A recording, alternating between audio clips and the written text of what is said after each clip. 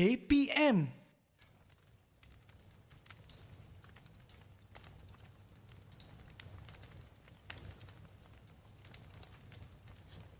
Miss Renuka, I think I'm hearing a whisper from the coal.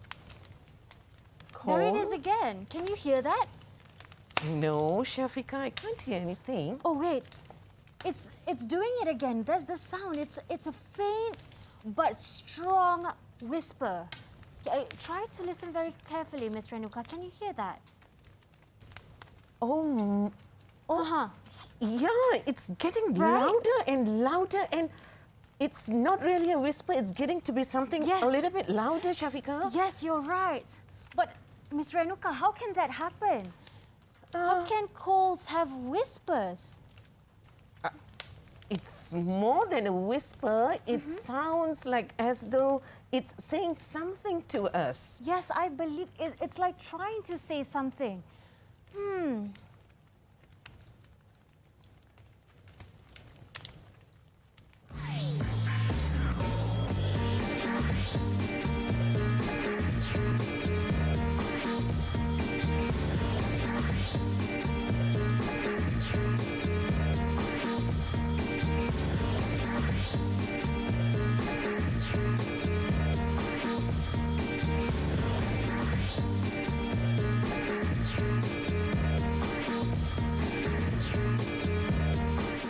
Hello, Assalamualaikum, salam sejahtera, my friends. How are you all today? I'm Shafika Farahin Razali with you for the whole of 1 hour, and we'll be learning English literature with our very special guest today. But before that, as usual, I hope you all are doing very fine due to the ease of restrictions nowadays. I hope you still are managing your SOP well, doing your hygiene, washing your hands frequently, wearing your mask, face mask, and also maintain a social distance of at least 1 meter between you and people around you. Okay, today's lesson is going to be very interesting because we're going to learn about poetry. But as you can see just now on our profile, we've seen who our teacher is. That is our very own Miss Renuka. Miss Renuka, how are you? I'm good, Shafika. You're And you? I'm very good today. Thank you for that. And you're looking very dapper and lovely today. Thank you, Shafika. Lovely Well- words.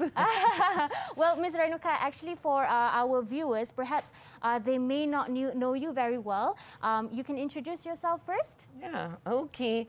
I'm Renuka and I teach at SMK Perempuan Methodist, Klang, yeah? And Right. I have been teaching, I think, 35 years. Wow, 35 Right. years is a very long time. I hear that your students are very lovely students as well today with us. But before we start our lesson, Ms. Renuka, as usual, we practice our SOP in the studio. I invite you to wear our hand sanitizer placed in front of us to practice the hygiene and maintain our SOP. Okay, Ms. Renuka, as I've said previously, we're not alone, not just the two of us today, but we have gonna have our pupils with us from SMK Convent Kelang, Selangor. Hello, pupils. Can we have them on the screen here? Wow, everyone is looking super cheerful today. Are you excited to learn our lesson today? Please give me a thumbs up. Okay, great. So we'd like to know one of you, one by one. So let's have first Hani. Can you introduce yourself and perhaps your ambition? Hi, I'm Hani and my ambition is to be a surgeon. All right, Hani. Okay, that's great. A surgeon, Miss Renuka, very ambitious. I hope all the best for you, okay, Hani? Next, can we have Tushanti. Hi, Tushanti. Hi, I'm Tushanti and I want to be an accountant in the future. Okay, all the best to you too. That's a very ambitious ambition, but I love that. Okay, next, can we have Anusha, please? Hi. Hi, my name's Anusha and I would like to become a dentist one day.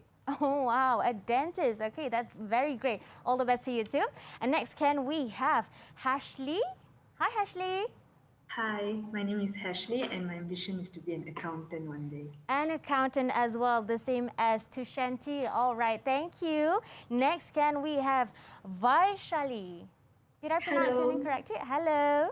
Yeah, correct. Okay. My name is Vaishali and my ambition is to be a doctor. A doctor. Okay, all right. All the best to you, okay? Work smart. Okay, thank you, Vaishali. And next, last but not least, can we have Sharmila, please? Hi, I'm Sharmila, and I want to become an anesthesiologist. Oh, anesthesian. Wow, that's very interesting. Okay, thank you, Sharmila. Good luck to you too. Okay, pupils, thank you for introducing yourself. Now, Miss Renuka, I've heard today's topic is involving one of the difficult poems, which is entitled Minors. Right. Perhaps from our gimmick just now, our short sketch, you can detail us a bit on what it relates to the calls and today's topic, which is poetry minors. Okay, all right, Shafika. Yes, I do agree. It is one of, it's actually a beautiful poem, yeah, but a lot of images there which sometimes make us wonder what exactly this poem is about. Yeah. Now, as most of you would have seen just now, the gimmick that we did was something very simple, whereby we thought that we would bring the coals alive, and it was as if the coals were telling a story to us. Yes, it was whispering and trying to tell us something. Yes, exactly. And that's exactly what we will see in the first three stanzas, whereby we will see how the coals are telling us a story of a time long, long, long ago. Ah, Yeah? when was that time, Miss Renuka? Oh, long before you and I were born. Okay. Long before our grandparents were born. Long before men traversed on earth. That's where poems bring these stories alive until now. Exactly. It's very Right. interesting that what you've mentioned to us just now. So what I'm understanding is that the poem is from the point of view of the coals. Initially, it starts with the coals, and then later on, the poet himself comes in and he talks about his experiences as a soldier, and he draws parallels with the miners. Wow, what an interesting topic to learn today. I'm very excited to learn. I'm pretty sure our pupils online are very excited to learn. But as usual, we're going to take a short break first, and then we'll come back with the lesson for today's topic, which is poetry minors. So don't go anywhere. We'll be right back on Slot Menengah Atas.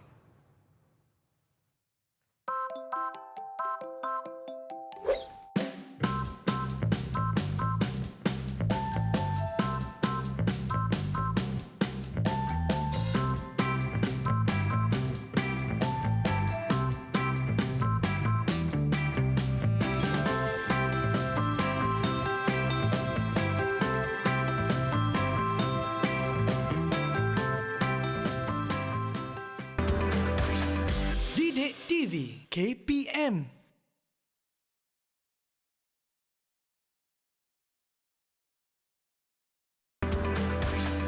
DidikTV KPM.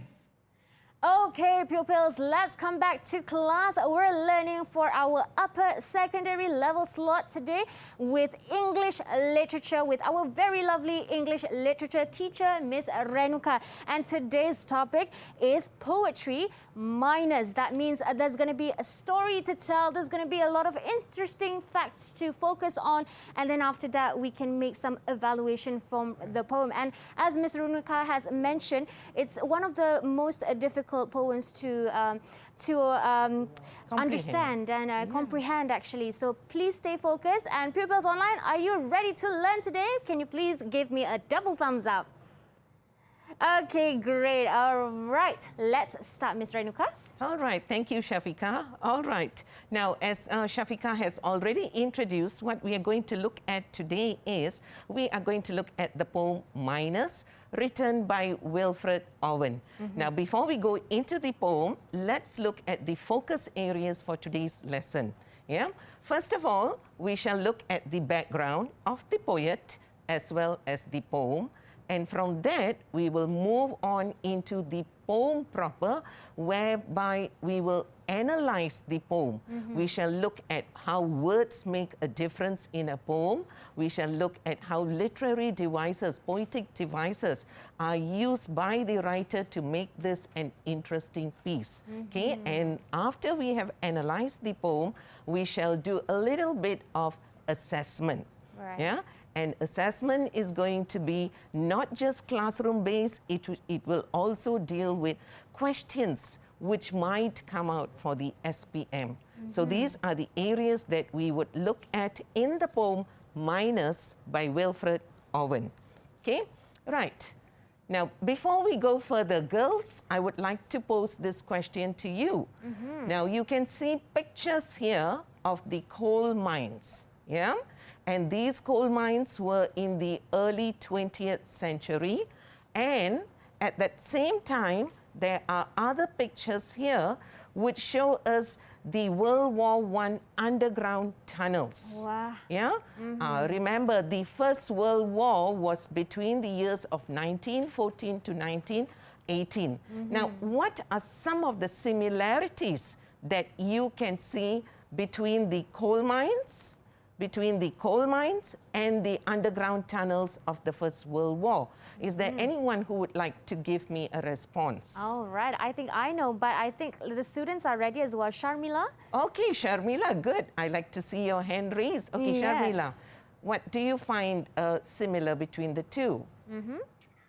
It is narrow where there is hardly any space to move. Okay, very good, Sharmila. Good response. Anyone else? What else can you find between these? Yes, Anusha. Okay, Anusha? The tunnels are rather dark and deep. Okay, dark, deep, narrow. Okay, Vaishali, what about you? It gives a feeling of stuffiness. Okay, so, you know, whoever is there within these tunnels and pits, Yes. you know, they would feel rather stuffy. Excellent answers, girls. Okay, so what you can see here is a similarity between the coal mines in the years, you know, the early 20th century, as well as the period of war during the First World War, when a lot of underground tunnels were built. Okay, Right. so the similarities, you know, in terms of narrowness, the depth, yeah, the stuffiness, the darkness. Can you imagine the feelings of those who had to work in these places, Shafika? Yes, I cannot. Actually, I can understand being underground itself is very hot, and the stuffiness, like our pupils mentioned, and even being a soldier on top of the surface is not comfortable as well. Yes, it is not at all comfortable, and it is like us saying death is staring us in the face. Right. Okay? Yes. So with that, let me introduce this poem. If you look at this poem, Minus, you notice that there are 8 stanzas here. And the first 7 stanzas are of 4 lines each. Now, each stanza is known as a quatrain because there are 4 lines. But what's different here is the last stanza has got 6 lines. Okay? Girls, is there anyone who can tell me why do you think that the last stanza has got 6 lines? Okay, who would It's like your to own try? interpretation. Yes, honey. It is to show that the pain and suffering is an ongoing process and there will be no stop to it. It has happened in the past and it will never stop. All right, beautiful, wonderful answer. Yeah. So it's like, you know, that's how human lives are. Yeah, we never stop in our pain and suffering. And it is an ongoing process, something which continues. So that could be a reason why this poet has used 6 lines in the last stanza as compared to the other stanzas. Okay, all right. Now, as I said, in poetry, there is no right, there is no wrong, as long as you can support it with evidence. Okay? So now let's look. We shall start by looking at the poet's background first. Wilfred Owen, he lived between the years of 1893 to 1918, which means he died at a very young age. Now, as I mentioned to you earlier, Shafika, Yes. Wilfred Owen was a soldier. He was a soldier. He was a soldier. So can you guess why in 1918 he passed away? 1918, he must have been killed in World War I. Excellent. Yeah, excellent answer. Yes, he was killed in the war. Okay, and this poem was written somewhere in the beginning of 1918, where, during a period of time whereby Wilfred Owen was sent back to England from the Western Front because he was injured. Right. And during this period of time when he was in the hospital, he had horrific nightmares. And these horrific nightmares are actually a symptom of shell shock. In fact, many soldiers who went through this stage, many of them went through shell shock. Okay, so if you read Wilfred Owen's poems, his poems mainly deal with the horrific nightmares that he had. And in this poem, one of the images that he brings out is the image of the mines and how the miners are dying in the mines. And this is, I would say, typical of Wilfred Owen's image of the mouth of hell. See, the mines were symbolic of the mouth of hell. And the miners were the victims of this. I see. Right. The period of time during the First World War, and when exactly and what exactly made him write this was actually the colliery disaster at Staffordshire on 12th January 1918, a real incident. And in this incident, there were 248 people in the mines on that day. And out of this total, 155 of them died, of which 44 were below the age of 16. So can you imagine how it would have been like in the mine?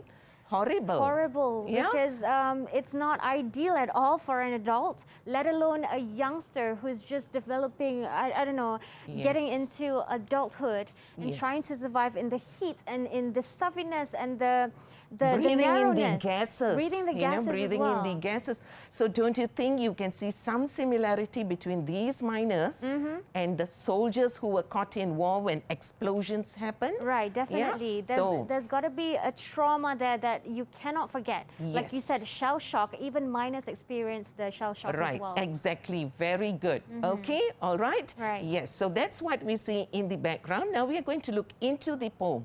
So what are we going to look at into the poem? You will notice that this poem actually has got 3 phases. And these 3 phases are with reference to the period of time. In the first phase, we start off with the poet sitting in front of the hearth, the fireplace, looking into the fireplace, and he hears whispers. And it is as if he is hearing the whispers made by the coals, which are there to tell him a story of their formation years and centuries and years and years and years ago, before there were even animals and humans on earth. Wow, so the coals must have witnessed so much. Yes, exactly. And we know that coal is formed from decaying vegetation. Right. And even we decayed, bones of animals and so on. So can you imagine how many centuries it would have taken for the coal to be formed? Right. So as he sits there and he listens to these whispers, he thinks that maybe the coal is going to tell him a story of their formation. However, along the way, the tone changes when he says, the coals are not really telling me a story of how they were formed. They are actually telling me a story of what they saw in the mines. Okay, so you see that period of time shifts. From the present, it goes to the past. And from the past, it comes back to the present, and he draws a parallel between the miners as well as the soldiers, of which he was one of them. And he moves on from here into the future, and he says, whoever is enjoying himself in the future is because of what we had sacrificed. Yes, for the comfort. The miners sacrifice for the comfort of the people, the soldiers sacrifice for the peace. Exactly. Very good. I like that insight. Yeah, miners for future comfort, soldiers for future peace. Right. Okay, so once you get this idea, the poem becomes simple to understand. Right. Okay, all right, so let's look at stanza 1. There was a whispering in my hearth, a sigh of the coal, grown wistful of a former earth, it might recall. So what do we have here? We have the setting here in which the speaker is in front of the hearth, yeah, and it seems as if he is in a reverie, thinking of the past, listening to the coals. Now, the interesting part here is that the coals now begin to have a voice. And this is what we say in literature, we call it personification. Personification. Yes, the coal is given a human quality. And how do we see the human quality which has been given in the coal? Girls, can you give me some responses? What words tell us that the coal has been personified? Yes, Tushanti. All right. The words such as whispering, sigh, and wistful gives us an insight of how the coal feels sorrow when recalling its past. Okay, I just asked you for words, but you've given me more The than coal that. thing. And that's wonderful, Tushanti. So we see how the coal has been personified through the use of words like sigh, how it has grown wistful, through the use of the word whisper, whispering, you know. So we can see here the coal has been given a human quality, as now the coal seems to be having a voice as it tells a story of the past. Okay? Right. All right. So Okay. what we have here is exactly what we have discussed just now, Right. the personification of the coal. Now, when we study literature, there are words which give us a certain meaning. There are devices which tells us, you know, this is how it is. So we have looked at two things here, personification, and we have looked at the choice of words which makes this an interesting poem. Okay? Right. Right. Miss Renuka, I have to stop you there first because I think in a way our pupils outside as well are trying to digest that it's not just humans that can be personified, that are personified, but coals can have personification as well with the right words used. And as you can see as well, poems are actually easy to understand as long as you understand the meaning of the whole story. So we'll be right back and ready to discover more on the title Poetry for Minors. And we'll be right back with Miss Renuka, but we're going for a short break. So we'll see you after this. Okay.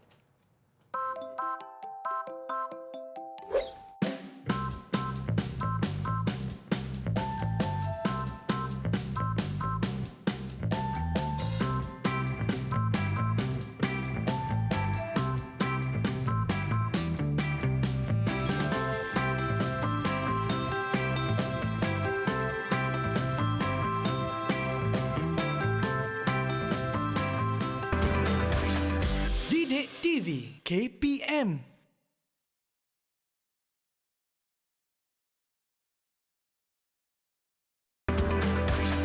DidikTV KPM.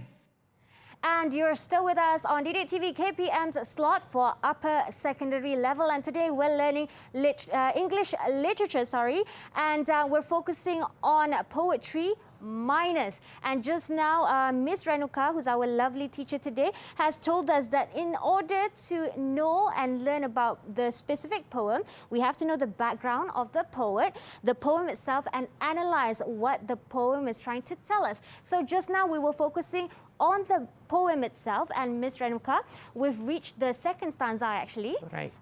Okay, we can continue with our lesson. All right, very good. Thank you, Shafika. Okay, so earlier we looked at personification. Right. Now we are going to look at another literary device which makes the poem outstanding. Okay, all right. So before that, let's just look at this stanza.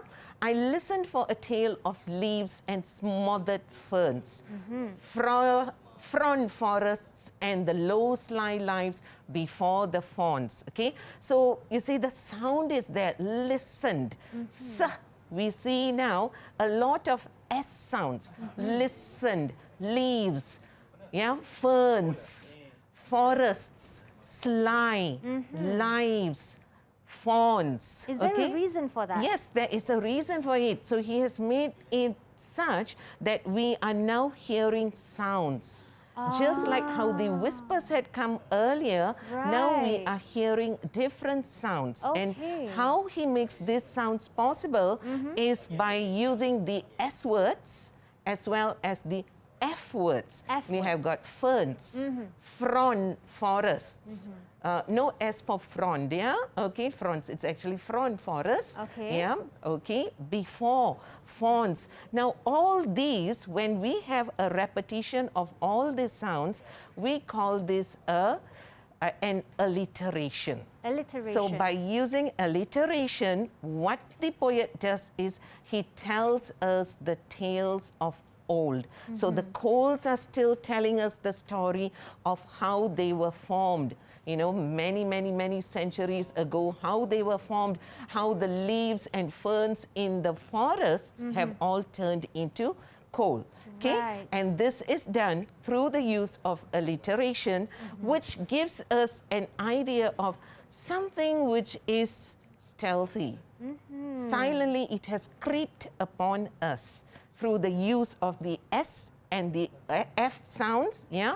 And we get a feeling that there must be a secret in how they were formed. And this is what the coals are doing, telling us its story. Okay, interesting. Right. So, what is the device which has been used to tell this?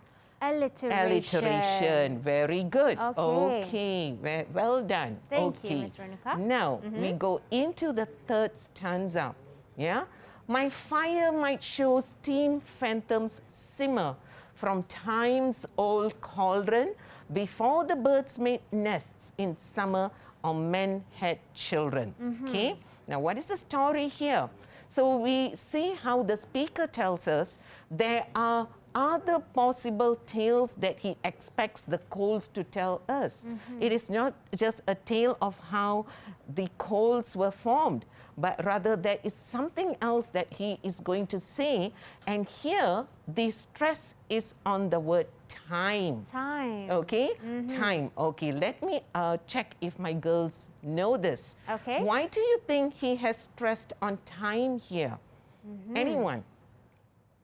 Anyone would like to try? Okay, why has he stressed on time? Yes, Okay. Anusha. Anusha? I think it's to create a sense of mystery and mysticism in the Yes. poem.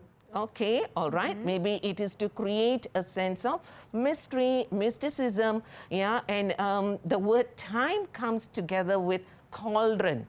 You see, a Right. cauldron is actually a big pot. For the And witches. Yes, Where they exactly, for witches. brew, Yes, that's potions right. and stuff like that. Okay.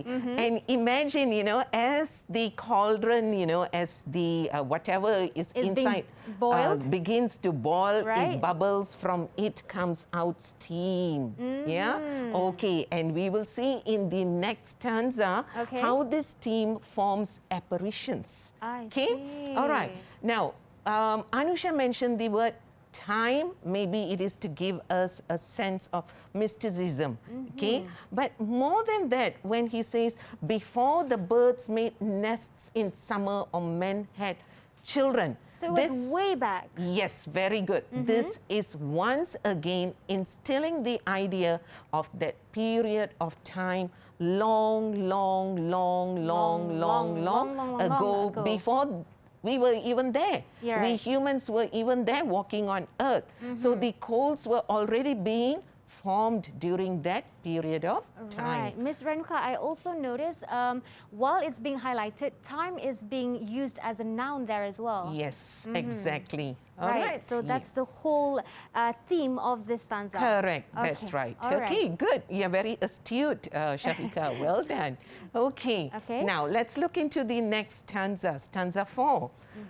But the coals were murmuring of their mind, and moans down there, boys that slept rise sleep, and men writhing for air.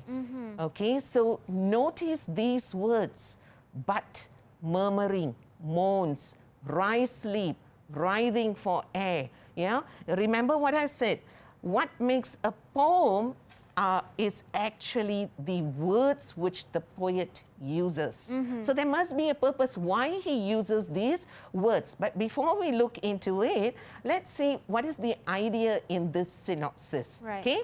So what he's implying to us is that the coals are telling us other tales of boys, of men, you know, who worked in the mines, and it was not an easy life, it was a difficult life. And can you imagine if there is a colliery disaster, Right. what would happen? These people would be trapped in the mines. Yes. So can you imagine how young boys slept rice sleep, could hardly sleep, yeah, disturbed sleeps, Right. distorted. In fact, if a disaster were to happen, their bodies would be one on top of the other, totally distorted. Yes. And if a disaster were to happen, the gases, the fumes which come out would trap these people within the mine, and there would be people writhing for air. That's true. 155 men, of which 44 were children, Right. were trapped. And in your mind's eye, imagine how it would have been. Yes. Boys. Ms. that- Renuka, I can imagine how difficult it must have been, because nowadays rescuing people who are trapped under coal disasters is hard. Yeah. So imagine back then when there was no technology, and how long they would have waited down there, Yes. and perhaps those injured as well. Right. And when you have, well, like you said, the coals and the structure of the mine mines. field trapping the air passageway, so that's going to make them suffocate. Exactly. And, you know, this is a fact which it happened, Right. and it took approximately 12 months Yes. to extract all these bodies 12 out. months? Yes. Wow. 12 months. It's a long All time. right. Okay. Now, I would like to ask this question because you see the word but is there. Right. Okay. Can one of you girls tell me why he begins with the word but? What is he trying to tell us? Okay, who would like Okay, to answer who would like this to one? answer this? Come. Why does he start? Honey, can you tell me why does he start with the word but? All right, honey. It's to say that it's not about the tale of leaves or ferns like what he made it seem like it was, but it's a more serious matter. It's about the sacrifice of miners and soldiers. Okay, very good, honey. It is actually to show us a change in tone. Right. Yeah, when previously it was a tone of sadness, a tone of melancholy, a tone of reverie, but now it has changed, and we see that he begins to use a tone of frustration, which seems to be coming out, and slowly, with the frustration, there are pent-up feelings of anger, and he has moved from a story of the coals. He says, this is what the coals have seen, how people have died in the mines. Right. Okay? And the words murmuring, moans, rise, sleep, writhing for air, they give you this effect of, you know, the torture that they would have Right. undergone. Very strong All right? words there. Yes. Okay. Now, from that, we move on into stanza 5.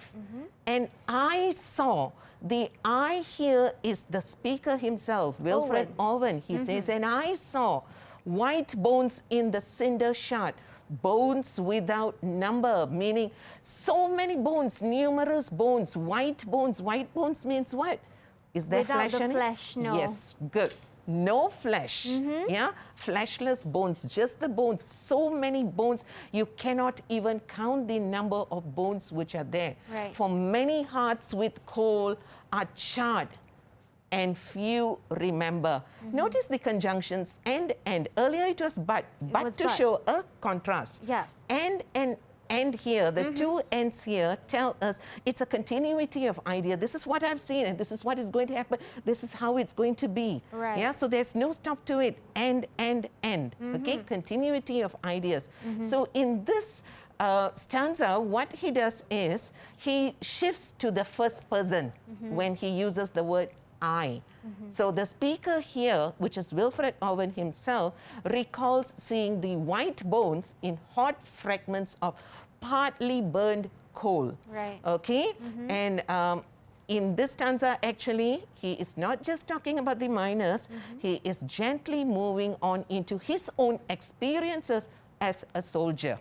Yeah? Right. Okay, so we see a flashback of his war service, whereby he had seen numerous bones of his friends, his comrades, or even the enemies. He had seen this. And that is why, remember, he was treated for shell shock. It's not easy to fathom seeing these things in front of you. Right, Ms. Renuka. And I believe the last sentence, even with 3 words there, he is saying that he's taking a step into his own experience, being shell-shocked from the war.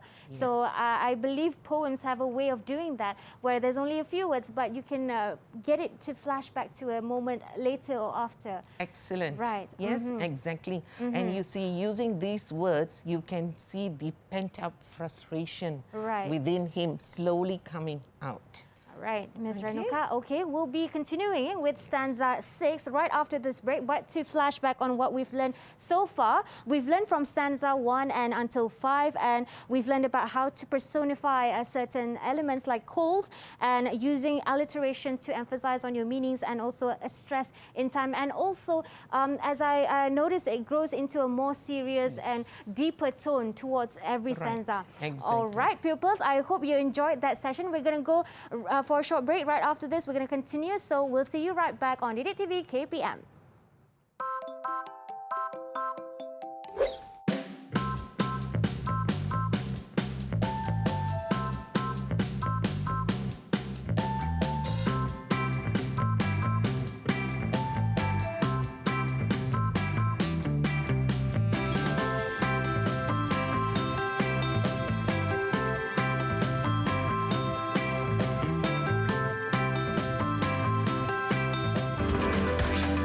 DidikTV KPM.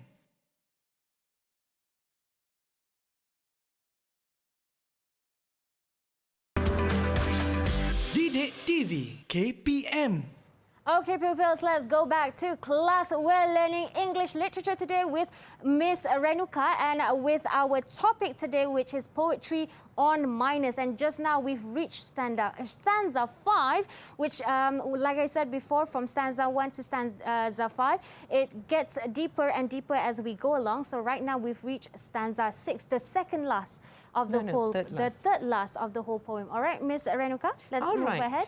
Okay, thank you, Shafika. So now let's look at stanza 6. I thought of some that worked dark pits of war and died digging the rock where death reputes, peace lies indeed. Okay, a little bit tricky in the choice of words, yeah? So here we can see how Owen puts himself into the situation as one of the soldiers who had seen how many soldiers of war had died while digging the rock. The digging the rock here is with reference to digging the underground tunnels during World War I.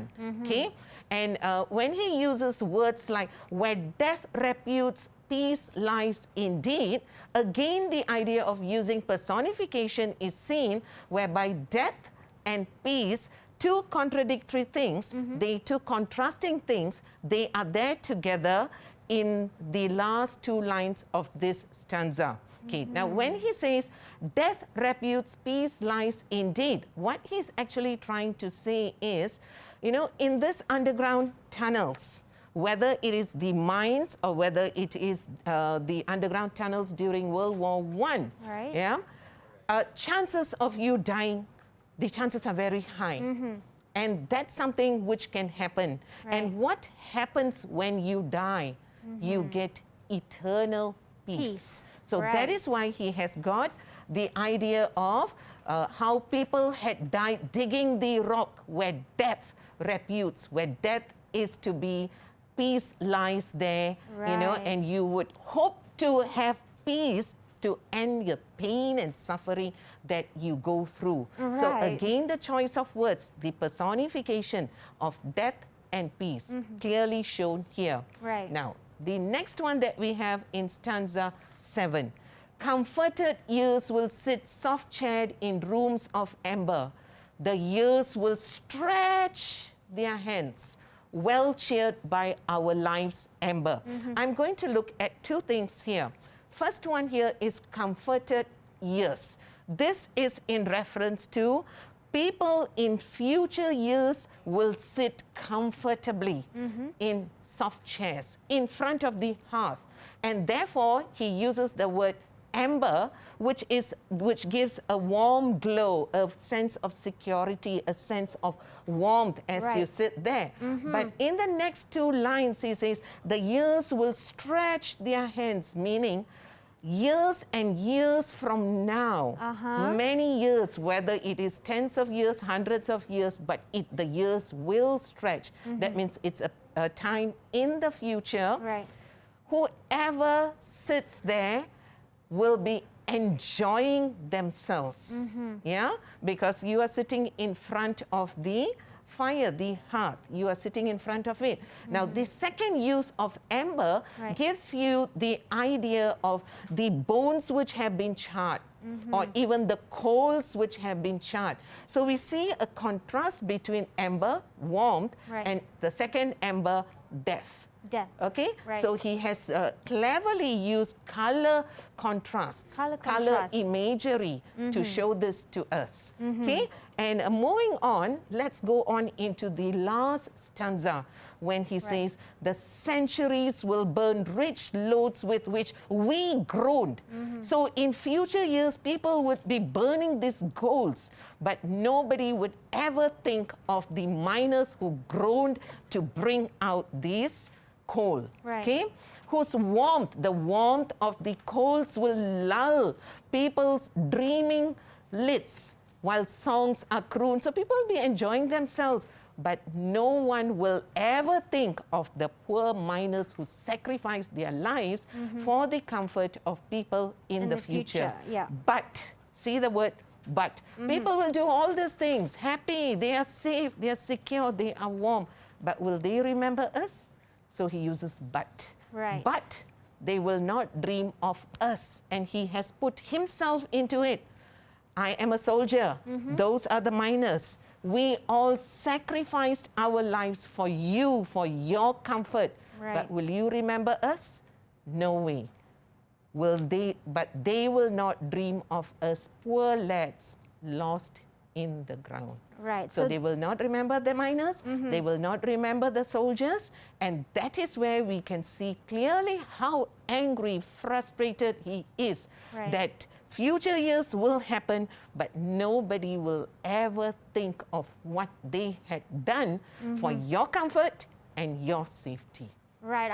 It appears as if Owen knew that somehow his poem would eventually reach the future generation, but he was frustrated with the idea that they don't understand, they don't see what actually happened. But I guess from reading the whole stanzas of this poem, I think it gives us a whole picture of what happened, even with a few lines. And also, I believe Owen believed in a brighter future, in a happier future because of his poem as well. Despite during his time, everything was suffering, everything was pain. So I believe for our students online, I hoped you got all the stanzas in and understood what every lines meant and how it developed into stronger meanings. All right, Ms. Renuka, we've reached the end of this show. But before we end the show, can you give a bit of a conclusion for our overall lesson today? All right. So what we have looked at here are these things, okay? So we have looked at these aspects, yeah? We have looked at the language, form, and the structure of the poems. We have looked at how words make a strong meaning to the poem. So my advice to you, because you are SPM students, you are going to study for the exams, these are the things that you should look out for. Make sure you know all your poems, there are 10 poems, know all your 10 poems very well. Yeah, analyze them thoroughly. Yeah, look at the language, look at the poetic devices, and most importantly, you should be able to say, what is the purpose of using these words? What is the purpose of using the poetic devices? Don't just say, oh, he has used personification, he has used repetition. No, you don't just give that to me. Go beyond that. Tell me why he has used it. What is it trying to tell us? Okay, know the themes of the poems. You know, like this poem is mainly about sacrifice, the suffering, pain, and dying. Know these themes because these themes will be related to your answers. And most importantly, make sure you answer according to the needs of the question. So if the question tells you, explain to me why there are similarities, so you show why there are similarities and not just say, oh, there are similarities and the similarities are like this. No, you must give that purpose. Why are there similarities? Right, Ms. Okay, Renuka. And so yes, that's go it. on. Oh, that's it. Yes. Okay. All right, as you said as well, there's no wrong or right in analyzing poems as long as you have evidence towards your answers. All right, Ms. Renuka, for our pupils online, perhaps you can give an overall evaluation of their performance today. Oh, okay. In marks, maybe. Right, okay, very Right. good. Okay, if you had all been listening, what I have done is I did not do an assessment at the beginning or at the end. Okay. I did it continuously, and continuously the girls were giving me their responses, which means out of 5, I would definitely give them a 5. A And they have 5. done Good very job, well. pupils online. Clap, a round of a clap for yourself. And also, Ms. Renuka, for extra exercises for our pupils at home. Where can they go? Okay, at present the materials are being uploaded into Sumberku, yeah? So I think by the end of this month, you should be able to access the materials from there. You can also get notes, yeah, from the internet. Just source out Minors by Wilfred Owen, get different insights of how people analyze the poems, and I think that should be able to help you a lot. Yes, Ms. Renuka, I believe it helps a lot of pupils outside as well. And as shown on screen just now, don't forget to go to Sumberku through our Portal Delima. All right, we'll be ending the show now. Thank you, Ms. Renuka, for spending time with us and teaching us valuable lessons for poems today. We'll be right back on upper secondary level slots another time. But until then, Assalamualaikum, salam sejahtera. Bye-bye.